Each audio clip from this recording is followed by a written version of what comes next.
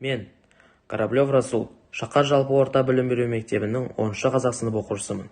Тәуелсіздігіміздің 30 жылдығына қосқан менің де үлесім зор деп ойлаймын.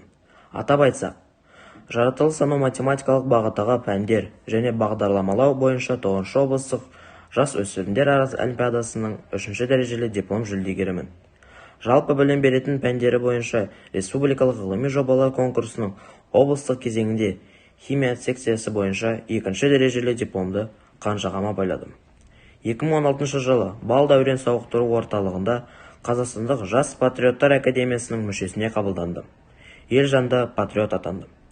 Менің кіші отаным жас тарихшылар конкурсының облыстық кезеңіне қатысып, 3-ші дәрежелі дипломмен марапатталдым. Спортпен айналысуды бала кезімнен жақсы көремін.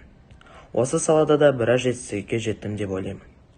Каратэ-до Шотакан, Ресейдің Яровое, Барнаул қаласында, Қазақстан Республикасының Шымкент қаласында өткен чемпионатында 1-ші, 2-ші, 3-ші дәрежелі дипломдарымен марапатталдым. Павлодар қаласындағы Жолдас футбол клубының құрамында ойнаймын. Футболдан өткен республикалық облыстық жарыстарда бірнеше мәрте жүлделі орындарға ие болдық. Алтай өңірінің НЖО атты жас өлкетанушылардың республикалық слетіне қатысып, жүлделі 2-ші орын иелендік. Мен үшін лайк басыңыздар. Голосуйте за меня.